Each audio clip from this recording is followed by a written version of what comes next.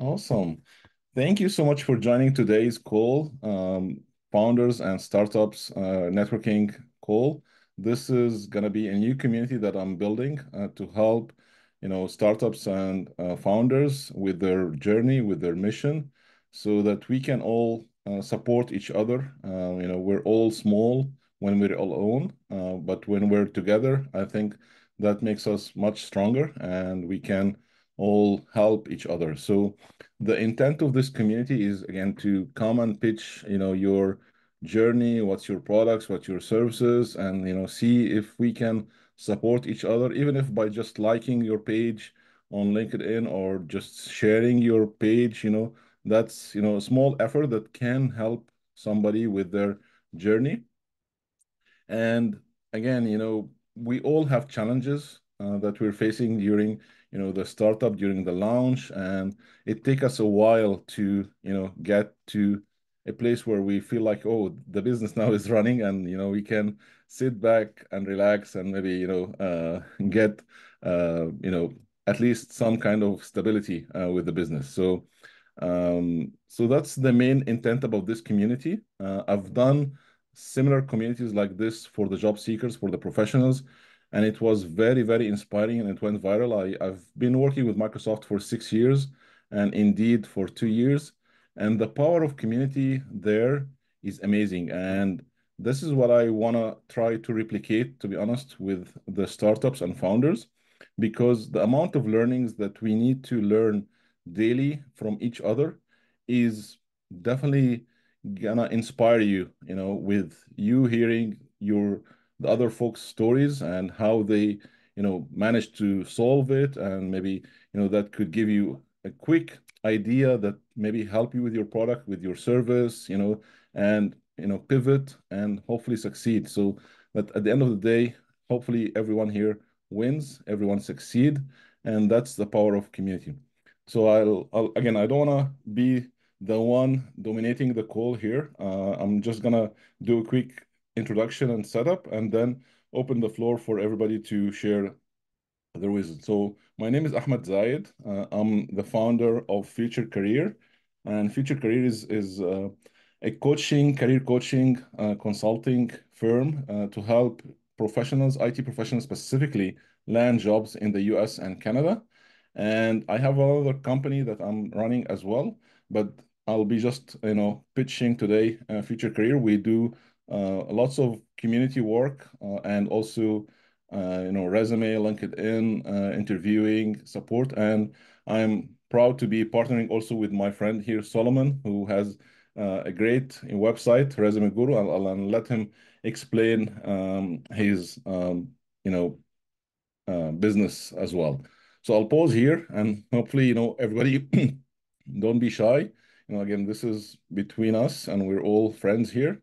So feel free to share what you want to share. And, um, if you don't share, it's up to you. Again, it's all good here. Okay, so I'll stop here, maybe see who wants to go next and maybe introduce yourself and your business and, what you would like to share with this call today. Yeah, I can go ahead first if everyone's fine. Yeah, Yeah. yeah. My name is Solomon, and my background was originally double E, electrical engineering, for about most like 10 years. I used to work for Foxconn as an FAE over there, failure analysis engineer, which helped the client to design the circuits to use our panels. I basically belongs to the panel division, but after that, I started my own company selling the audio equipments. And after that, I actually start to learn more about the software because at that time, hardware was not that popular. So I switched my career into software and got a job in HP as a software developer, working over there for like 2 years, something months. But the entire department was basically being laid off, and they moved off the engineer to, well, basically all of the job to the engineers in India. That's why. So after that, I actually went back to school to pursue my master in software engineering. Yeah, after that, during the school years, I actually found a side job building up something for a client and start from that point. I start to have my little startup building the e-commerce website. That is basically my main income source right now, but it's not about the new thing I'm founding. I'm working with him and working right now. Right now, I'm working on the AI stuff called resumeguru.io. So it just like other, it has the basic one, basic functionality, just like all other website. They help the job seeker to create their resumes and cover all that kind of stuff. It's basically very easy. But the main point right here is basically I'm trying to create an AI interview agent using generative AI, and the backend is actually multi-agents. So right now I haven't seen any like services or website doing something similar to that. The most similar one would be like the Google warm up. But the Google warm up, the questions are very limited and they're always focusing on specific area. So it's not like the broad to entire working industry. So I'm trying to build a backend available for most of the new graduates or even the people trying to switch jobs. And you can actually interact with the AI agents I built. So if you guys are interested, I can show you guys later. So it's basically AI power stuff because right now it's a hottest topic. Everyone trying to talk about that. And about a Ham said, what can we provide? Actually, because of my background in the e-commerce stuff. So I actually have my own little data center. If any one of you guys need any cloud services or support, I can do that for you easily. I have the real server, which means I don't actually need to use the Amazon Web Services or Google Web Services unless I really need it. So my setup is always hybrid. If you are just started and you need an instance to run, you can just contact me. I can provide you a free instance to use. Yeah, that's all about me. By the way, I live in Dallas, Texas, right here. Awesome. Thank you, Solomon. Really appreciate the sharing. And again, this is what I love about this community. And hopefully, again, we'll get inspired by everybody's journey here. So who want to Yeah, go next? And meanwhile, everybody can feel free to share your website link or your LinkedIn profile in the chat. And again, I shared a LinkedIn group that we can all keep chatting on. And definitely, if you would like to do one-on-one with any of the founders here later on, you see like there is an opportunity for you to grow together, please do so. I actually just did that. So let me go next. Yeah, go ahead, Amr. Hi, everyone. My name is Emerald Jendi. Um, okay, my experience, it's all been into business consulting. And I last corporate position was a senior business consulting for the CEO of Egypt Air. And then I moved to Canada 15 years ago, and I decided to start my own business where I start with business consulting. And then I found myself driven to focus on the food sector where I see a huge gap there. They need most support. So I started to focus on business and food business specifically. And with years of experience with the food business, I found there is much need of food tech that it's focused on their support from a business perspective. So I developed a couple of applications that they help the food business to better understand their numbers, their like understand how to perform business. So right now, my business called Colina. It's an AI assistant where it can do real-time analytics for the restaurant owners. Yeah, that's it. Awesome. Thanks, Amr. I'm in Ottawa with that. So. Cool, awesome. Thanks, Sam. And again, we'll open the discussions for more, collaboration, but let's do the introductions first, and then we can again share some challenges. So whoever want to go next, please go ahead. Sure. I think I can go next. Hi, guys, and Imani. So I'm Mohsen. I am a marketer at heart. Since the past 15 years, I've been doing marketing, and the last 5 years on top of that, I worked as a fractional CMO with startups at different spaces. And I left my corporate because I just realized that you cannot create generational wealth working for someone versus if you co-create and grow with someone, that's how you do the stuff, right? And I worked with software, tech, SaaS, different sorts of companies. And my model is working for the little guy so that we can make the little guy the big guy effectively, because that's a win-win situation, right? Interestingly, Solomon, I have been building over the past 1 year a smart interview coach. So it's an AI-based interview coach that does something similar to what you're doing. I went through your platform a little while back. I don't know, someone shared it with me. And you're doing it more from a interaction point of view. The way that I'm positioning mine is more from a personal actionable feedback, right? So let's imagine you're applying for it's as simple as 1, 2, 3. You give me your resume and the JD that you're applying for. I take it, I curate an ideal interview for that job description that you're applying for. You take a 15-minute interview, I take it, I break it up, and I give you feedback on your body language, on your video perform, on your audio delivery, and more importantly, on your answer. So as an interviewee, now you've got enough feedback to improve. So it's effectively democratizing how you can become better at selling yourself. Because a lot of great people who are good at their jobs, they can't sell themselves, call them introvert, call them software engineers, or call them whatever it is. But it's a very similar space. And I would love to have a chat with you on what your challenges are, because I see that you've also just recently grown. And my approach to these sort of things is that the market is big enough for everyone to play. So it's all about how do we cooperate and how do we grow together versus, hey, we're operating in similar spaces, you know? So I'd love to continue the discussion with you separately. That's a quick overview about me. I love playing football. I got 2 kids, a boy and a girl. I moved 3 years back from Dubai, spent about 7 years there, originally from Pakistan. I love playing football, and I unfortunately had a minor ACL tear 7 weeks back. So I've been told that I'm going to be out of the market for about at least a year now. So I'm really, really sad about that. But that's a quick about me. How I usually work is I collaborate and I love to help people. So if any of you guys have any challenges in your business from a go-to-market point of view, sales, marketing, pricing, portfolio, branding, etc., feel free to reach out to me. I want to help the little guy grow their business, and that's where we help create the ecosystem, right? So that's a little about me. Love it. I love it. Thank you. Thank you so much, Mohsen.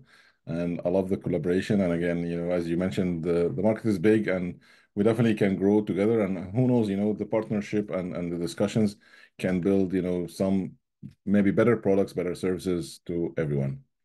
Okay. Iman, I know you're at Uber, but I'm not sure if you can, just give a quick intro, let us know about your journey, and where you are. That would be great. If you cannot speak, maybe just type it there, and we'll wait for you maybe to join this collaboratively.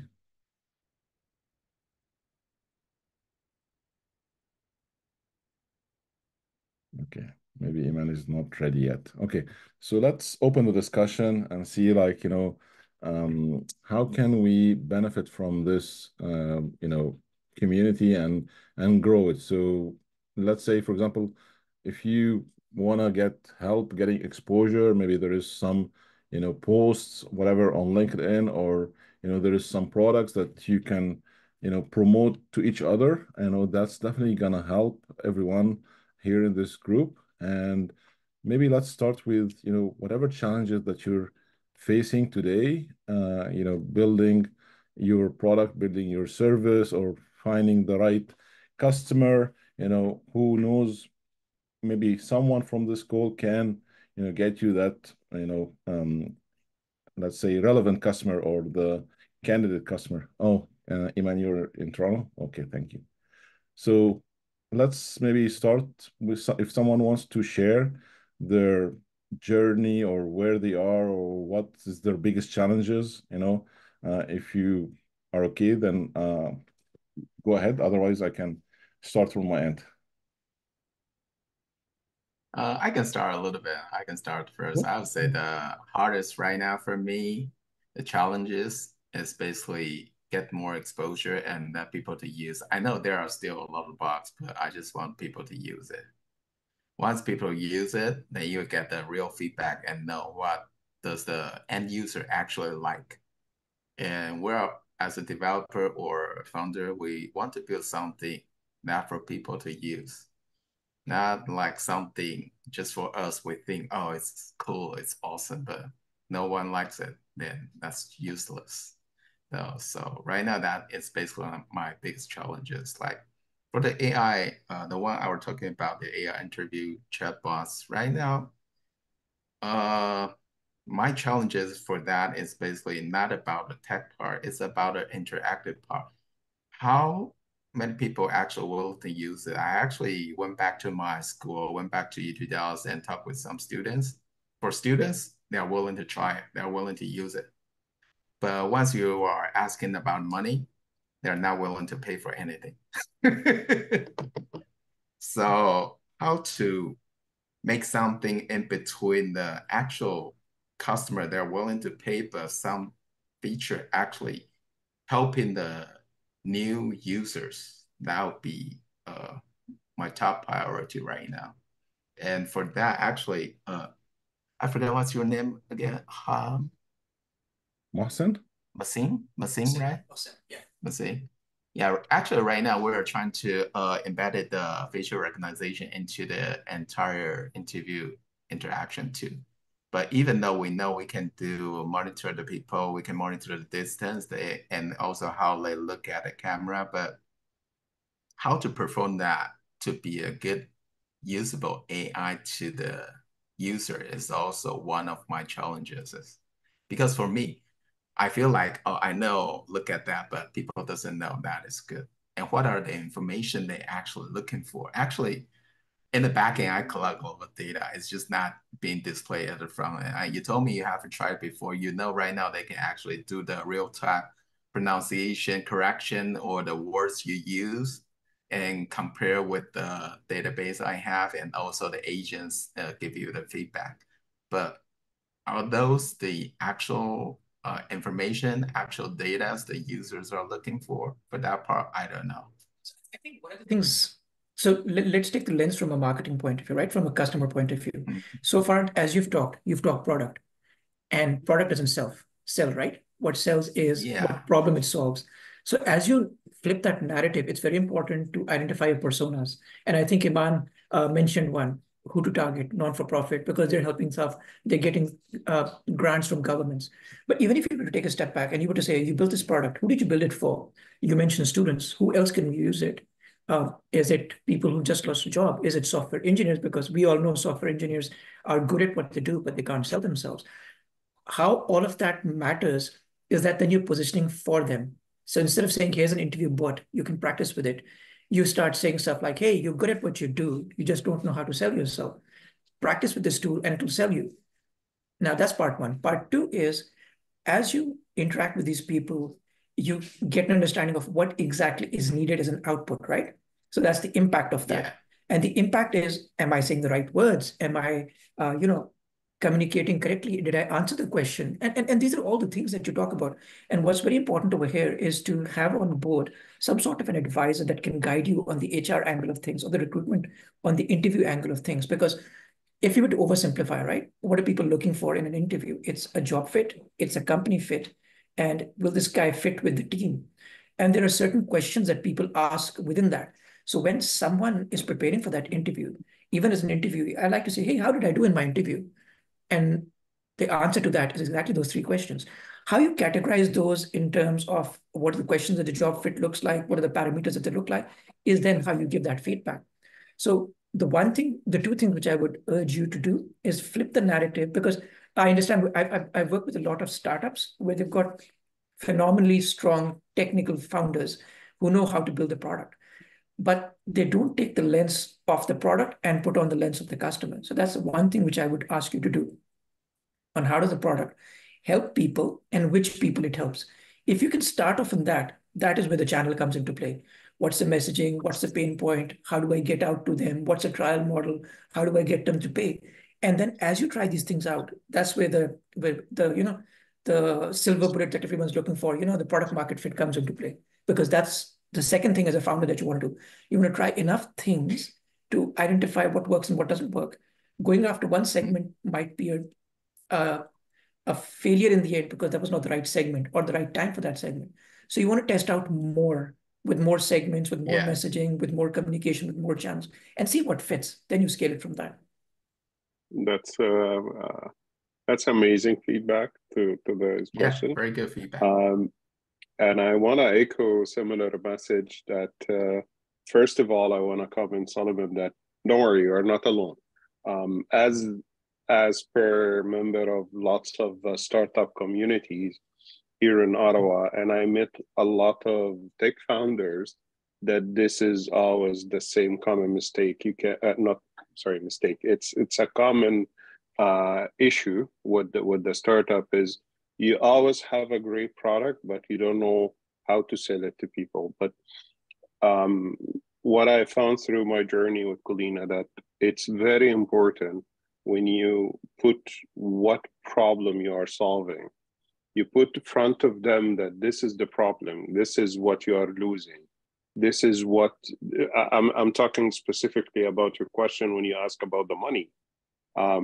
So when it's come to money, you have to deliver a clear message that this is the problem I'm solving, and this is what you are missing, or the damage, or the cost, or what's exactly you are losing because you don't have my application.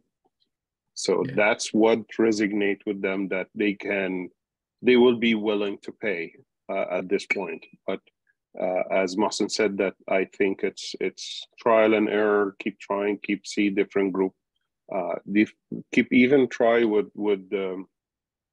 different price points. So that's absolutely going to be helpful. So if you have $100 in mind, start with $20, $50, random number until you reach the sweet pricing point that where they will be able to pay it comfortably. But that goes hand in hand, Solomon, with the value and impact you're creating, right?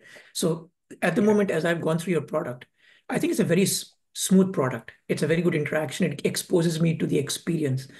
But what is that what the customer is looking for? Just an experience. Yeah. So that's something you need to talk to customers. Have you talked to students? Have you talked to recruiters? That is the best way to get insights. Talk to as many people as possible, and be open for people to bash your product, because in that bashing, you might get an insight. And that's where, to Amar's point, sorry, Amar, am I saying your name correctly, or is it the full one? Perfect. It's rare when I hear it. Very good. Yeah. So when Amar is saying, right, that is the second part, that they will pay if they see value. You can give something for free and people will not even try it out because they might not see value. So those are the two things which come into play if you're able to solve a problem, like Amar said, right? And then people will pay. A lot of people talk about TAM. It's a big enough and people are willing to pay. Those go hand in hand. A big enough segment not willing to pay, it doesn't matter. A small enough segment willing to pay, doesn't matter. There needs to be some magic intersection in the middle where it's a sizable segment which is willing to pay. And that only comes from trial. You test different things and you find out. And I feel like we don't give the floor. I have another comment on this area as well. That's a challenge I'm facing right now, because I'm trying to sell a high sophisticated technology to very low tech oriented people. So I'm trying to summarize what we do in a way that my target customer will understand.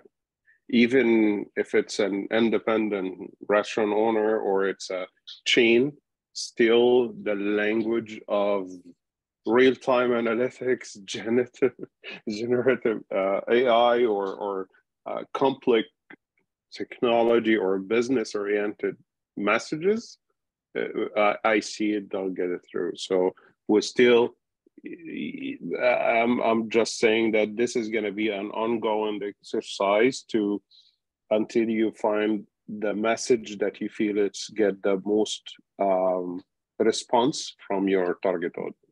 One of my mentors once used to say, the message which will resonate is a pain point which keeps up that stakeholder at night. It might be from a restaurant point of view, the biggest pain point is profitability, right? Because restaurants are low margin and profitability is a factor of turnover and the portfolio. So if the language is metrics will tell you the right pricing and the right audience for the right promotion, which will increase your turnover on Wednesdays, right? That guy will sit up and take notice. And then it's all about how do you get them to try it, right? So I completely agree with you. Yeah. Awesome. Perfect. This is amazing, and I love you guys helping each other, and this is why those calls are so powerful. And I saw it firsthand, with Microsoft community and also with the job seekers, with the professionals. So let's keep this rolling. And if Solomon, if you have any follow-ups, go ahead. Otherwise, maybe we can move to the next founder who wanna share again, something about their challenges and how maybe this community can help. Yeah, I'm good right now. Sorry, I just have a emergency call, so I was replying back to the call. Yeah. That's fine. That's fine. Okay, cool. Thanks. For me, I think I can take the next one. For me, the biggest challenge is I'm not a technical guy. So if I am a very smart business guy, I'm a customer guy. So I can frame the problem and see if my technical team is solving that. But as I build the product, I'm realizing having a technical expertise on board is important simply because it simplifies things. You don't need to pay someone, outsource it to keep paying it to them versus you can do things. And number two, having, let's call it a CTO on board, the turnaround time and the ownership is much better, right? So for me, the biggest problem is what is the right time to bring on board a formal CTO and how do you go about looking for a CTO? Yeah, that's an interesting question, and maybe I'll give you what I think, and then you guys can chime in as well. I think again, it's all about the value that you're really getting from the CTO, and what do you think the CTO is really able to solve for you, and how this will unblock your business. And then, would the CTO, the CTO can be a very technical person, but doesn't necessarily can be a business-oriented person. So this is where, the challenge becomes like different mindsets and not really working together. So you definitely need to get a CTO who have been maybe an owner before or a startup founder before or someone who know business too, in order for that CTO to help you with your business goals. And as long as again that CTO is able to architect the solution for you somehow and steer the team, like this is I think what you're looking for. You need someone who can quickly, pivot some products that would eliminate for you blockers and remove some of your, let's say, productivity and efficiency issues within your startup and also customer satisfaction too. I'll pause here. Maybe let Solomon. I know that Solomon is a tech guy, so he can, chime in and share some wisdom here too. Yeah, I'm purely, I would say, more than 80% of tech guys. So I would say my recommendation for you is you need to have someone actually understand in between the tech and the business. It's just like when we were doing software, we need to write a user story. How to actually write a user story matching the requirement, that's actually pretty hard. So someone needs to understand both, not just the technical side, and also communicate with you as more like the end user, always have more end user point of view of the product, not just based on what you were asking for. That's effectively the product manager, right? Because that guy is slight technical and slight customer.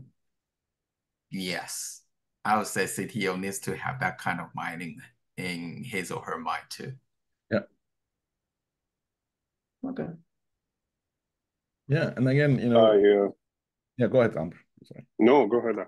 No, I was just, you know, the timing, it all depends on the value that you need out of that CTO. And, you know, the selection definitely, you know, that's a hiring, you know, decision that sometimes become very tough to do because, you know, you want to get a CTO who has some shares maybe in the company or some, you know, stake in the game, and is not just, you know, providing you with solution that makes it even worth, you know, sometimes when you get someone who's not in the game, then it's definitely hard for you to understand, you know, what's happening on a tech side if you're not a techie person.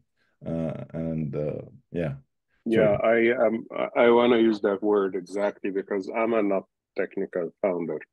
And I have a very painful lesson that I learned with that CTO experience because in brief is if you have the fund and hired a CTO, you will be 100% under the mercy of that role, because if you rely on the technology that they provide, you cannot ensure that it's quite up to the expectation of you or the customer, because you don't know exactly what they are doing, how strong is the technology they build. And if you don't have the funds, you need someone that share the same vision and passion for your business. So when you give them an equity in the company, you make sure that you will get the return. So I had to work with the three different, from hiring an external developing company to act as a fraction CFO, a CTO. Okay, it didn't work.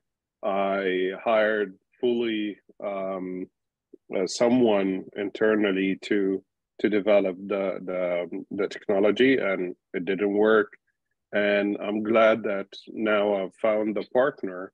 We partner together as co-founders to found the idea. I found this is the best option so far. So, but the idea for us as a non-technical, it's so hard for you to hire someone who will be paid to hire other people to develop the software. So for you, it will be so hard. So I can go on and on and on, and that story in another time. Awesome. I'll add on a little bit here. I totally agree with you. The most important part is, I would say, for a small company, at the very beginning, we need the real partner to understand our vision and work together. That's especially for you, like you need a CTO. If you have something, that'd be great. If not, you need to have someone actually have the same mind of you and working with you together. That would be the best part.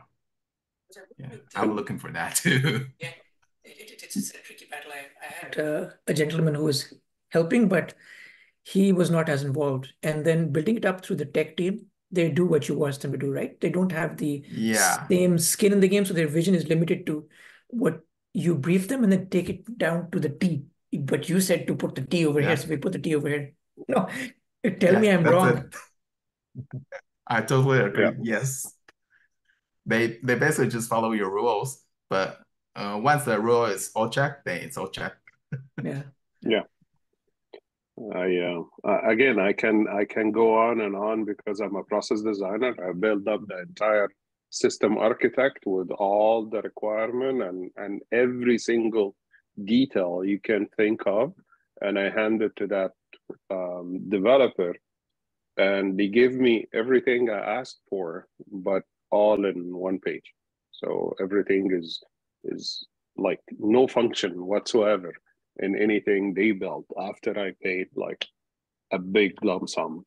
And they said like, too bad too sad, that's what he said. So because I didn't put the function between each screen and the other one the way they understand it. So we end up in the court, by the way. So that's why it's and it's a very lengthy process, and you have to keep your word out there, because it took me almost 2 years to find someone who I can work with. So yeah, that's it's amazing that I always say that in the entrepreneurship journey, the story is the same with different details. So yeah, it's always the same. So Yeah, cool. that's why I love those type of community, by the way. So it's very, you will never feel alone. So Absolutely. And one thing that I used to see with Invest Ottawa, and since I'm living in Ottawa, they used to have those cohorts, and it was very nice that you guys and me as a startup, we share those journeys, and then we can support each other. And if we're lucky enough to be in the same place, maybe we can meet over coffee or chat. That will be mostly more interactive. But with the online world, it's all now on Zoom. So yeah, thank where you. you locate, Yeah. Mohsen? Toronto. Oh, Toronto. Okay. It's not about right? Your Where are you? your sound is very far, a little bit, Mohsen. Yeah, I cannot hear. Can you guys hear me? Yeah, now. Yes, now it's good. Okay, sorry. So I was saying Toronto. Yeah. Okay. Awesome. So you guys can have a coffee first. Yeah. We are in Ottawa, so Ottawa is actually still like a 4-hour drive? 4 hours, yeah. That coffee better be good, man. I need to fly. Yeah. Come I'll in, go to see you guys sometimes. come in the Yeah, summer. happy. You'll Happy be to host you if you're in town. so maybe Ahmed, if you wanna go next and share maybe your journey or challenges, maybe we can help you here. Yeah, I think I mentioned the most important part where we at right now is we finished the MVP already. We did like the beta customer testing, and we collect the feedbacks. We did some enhancement, and now we start to reach directly to customers. And just to give you an idea, a year ago when I started to put like the idea behind Colina, I was targeting the mom and pop shops, and we that's where I believe that will be the help the most. And that what you said exactly, Solomon, that I went to those group. I believe that this will be the most impact there, but they are not willing to pay even $20 a month. So Yeah. I said like, okay, now I have a great tool. I have the technology that it can support them as I imagine, but they are willing to pay. So I went to the mid size. I see some appealing, but they don't have the knowledge. They don't have the technology background. They don't know what I'm talking about. I will never forget that guy after like I spent 10-15 minutes doing my pitch, and he said like, no thank you, I don't want to change my POS. Said like, that's not what I'm talking about, by the way. But so it happened. So I your website link, it's not opening. Is it working? let me send it to you here. It's app.kalina.ai, right? No. That's the website. So yeah, I'm glad you told me that because I want to change it. That's the app. It's not public. I'm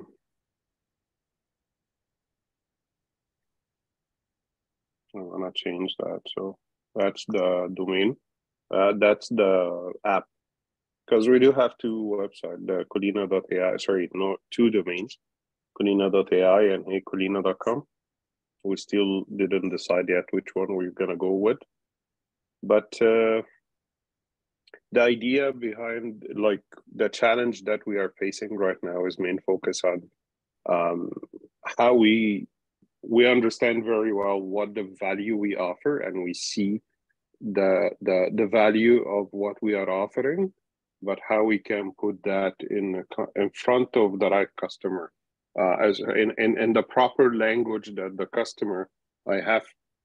Right now I have to go in person, meet them, talk to them, do the demo.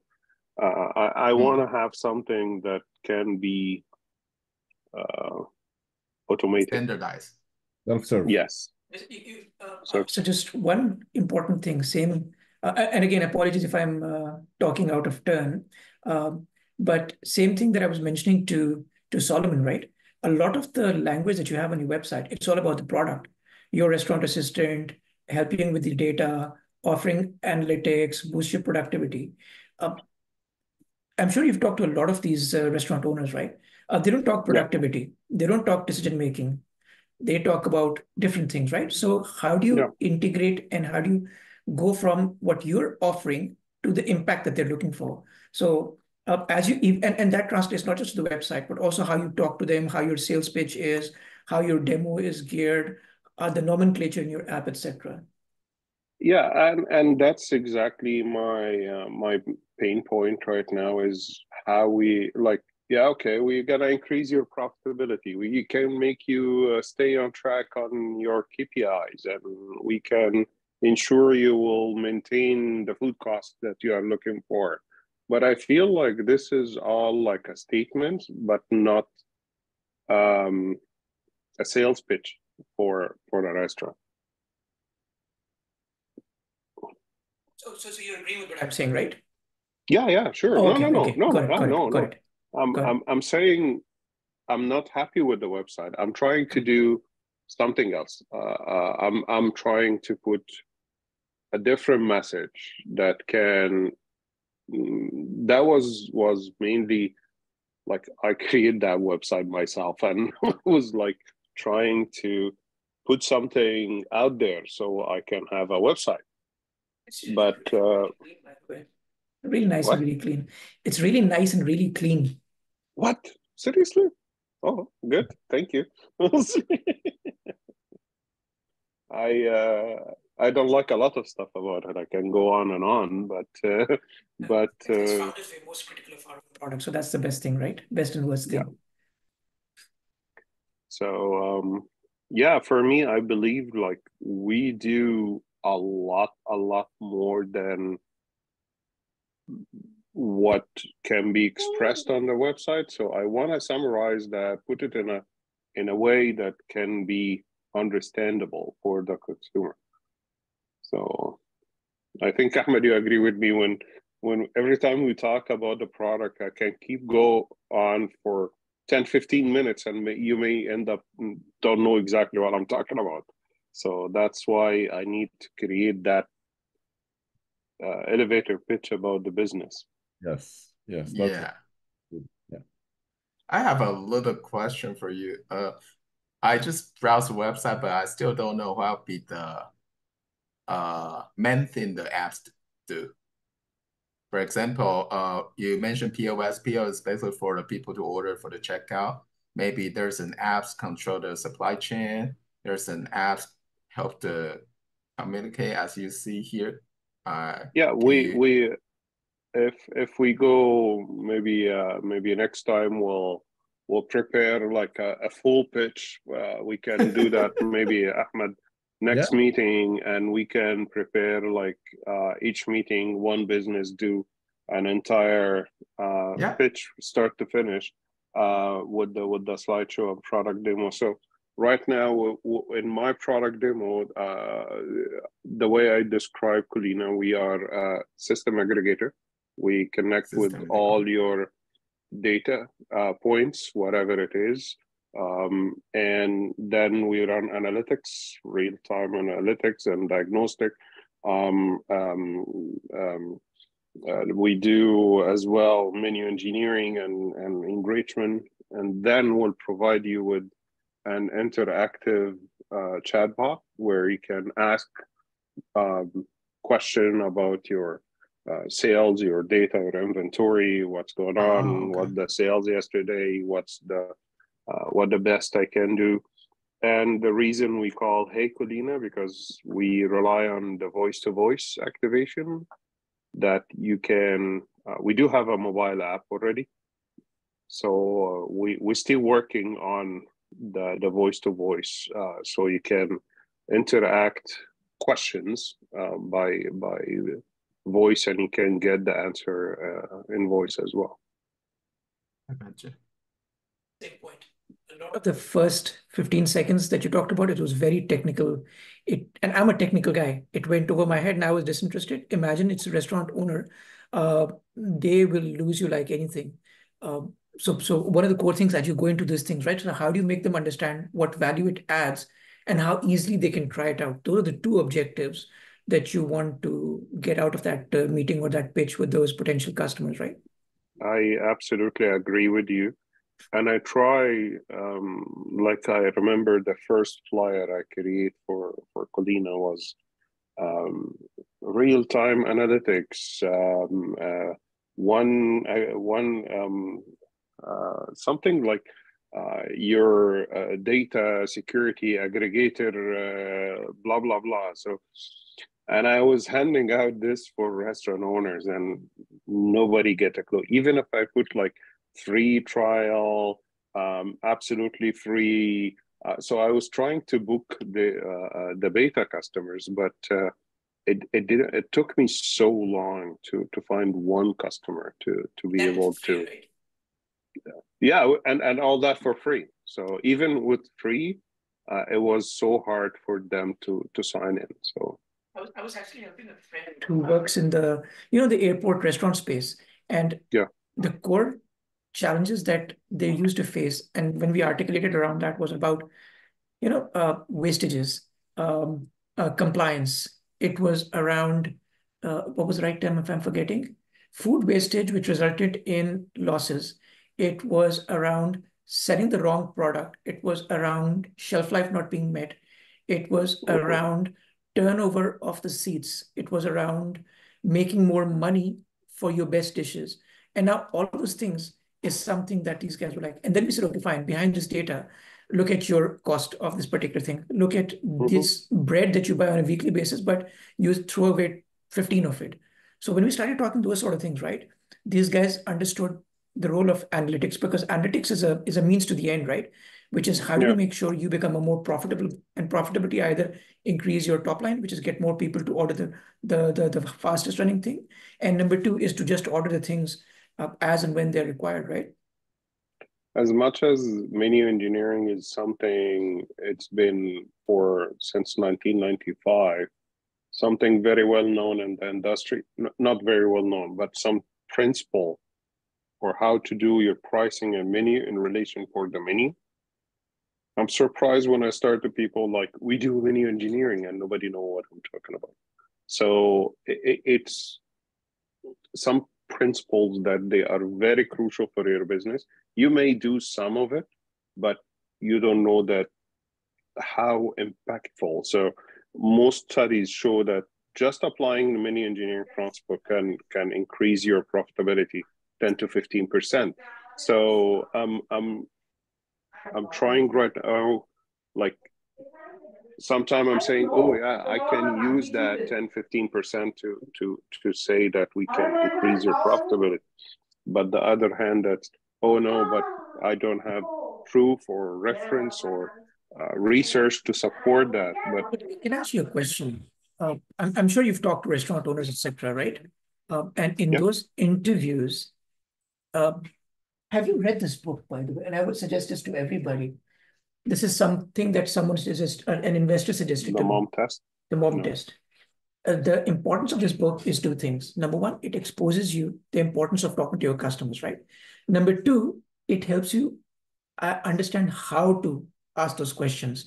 And it's like a playbook, just talk to them, listen to them, ask these questions, don't ask these questions. And the reason why it's called a mom test is if you ask a loaded question to your mom, will my business succeed? Of course, my child, you're my favorite thing, everything will succeed. Versus if you were to ask them a question which is not loaded, which does not put them on the back foot or defensive, they're more likely to share the right insights, the right verbatim that they use, which can then be leveraged because they might not call it turnover, they might not call it menu engineering, but they know what to call it. And that consumer speak comes from that. So this is something which I recommend to anybody and everybody who is working and trying to sell a business. Just read through it. That will help you get a lot of insights. That's amazing. I think it's a journey, and I understand it's an ongoing exercise, will never end. And this something will evolve as much as we evolve day in, day out. So and that applies on any type of business. It's and I am 100% confident in this word. It's a marketing game at the end of the day. What do you say, how you sell it, and how you position. And in my field, I always say, like McDonald's, they don't sell the best burger. So they sell experience. So it's applied even software company, whatever you do, it's the experience you want to sell to the company, to the customer. So that's perfect. Okay. Yeah. Thanks, Ahmed. No, this is amazing. I love the discussion, and I'm learning a lot, from everybody, and I'm very grateful for you guys again to be open and sharing this. So let's maybe use those remaining 5 minutes to think ahead. So I just want to check with you guys if we do this every 2 weeks. If this is something useful for you, it's something that you think would add value to you, and to Amr's point, we can maybe get some you know founders to pitch or maybe demo their products, and get some speakers maybe at a certain level who can give us like 10-15 minutes of their wisdom. And that's how the Microsoft community grew to 7,000 people in less than 2 years, with my initiative.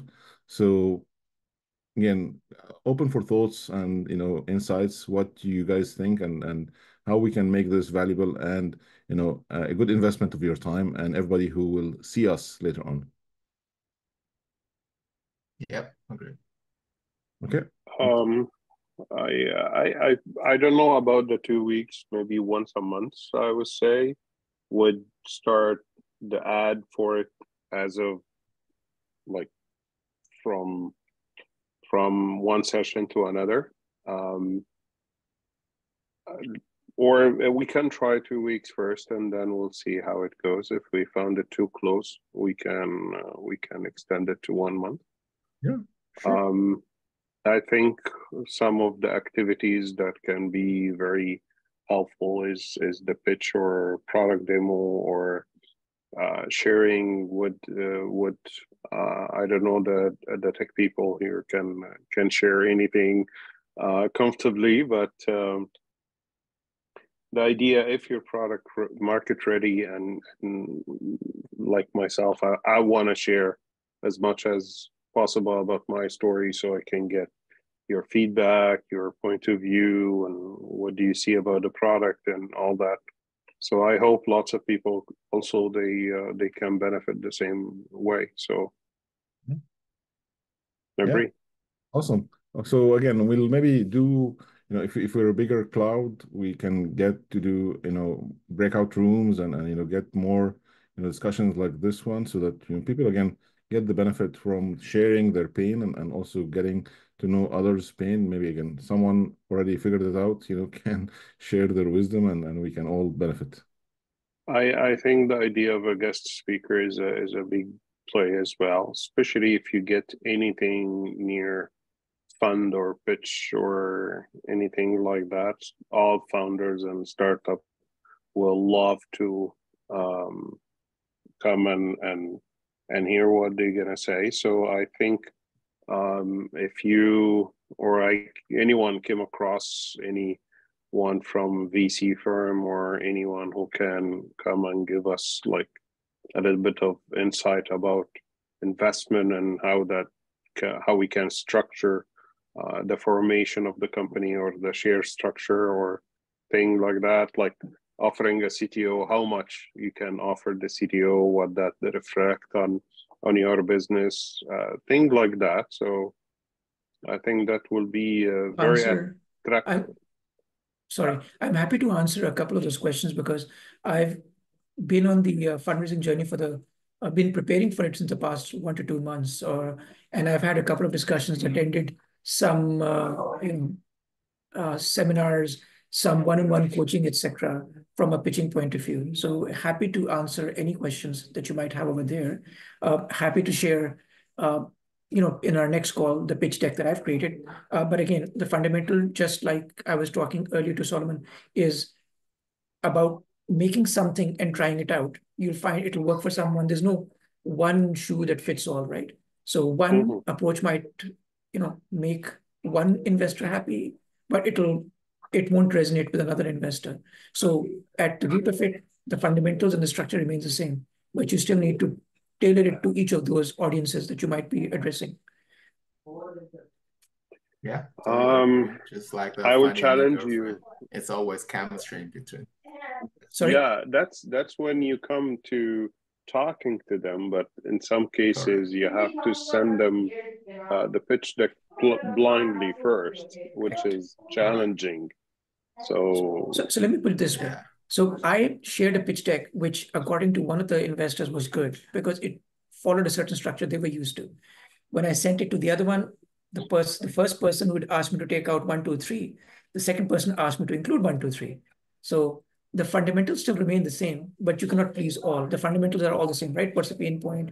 What's the current way of doing things? What's the TAM? What's your solution? What's your moat? What's your financial model? Your first, how you get into your first 100 million, 1 million? What does your team structure look like? All those things are essentially the same. Your business model. All of those are essential to any pitch deck. The focus and the structuring of those might vary from person to person. Perfect. I think we will never had enough, but it's time and I have to go. I have another call. So yeah. Nice to meet you all. We'll just take a group selfie before we all go, just to post it and promote this to other founders. So if you're ready, I'll say 1, 2, 3, and a smile. Okay. 1, 2, 3, and smile. Awesome. Thank you so much, everybody. We really enjoyed the discussion, and please come back in 2 weeks and bring a friend, bring another founder. Hopefully this will grow by the time, and we'll all share the wisdom. Thank you so much. Thanks so much for organizing this. Nice to meet you. Thanks, guys. Thank you.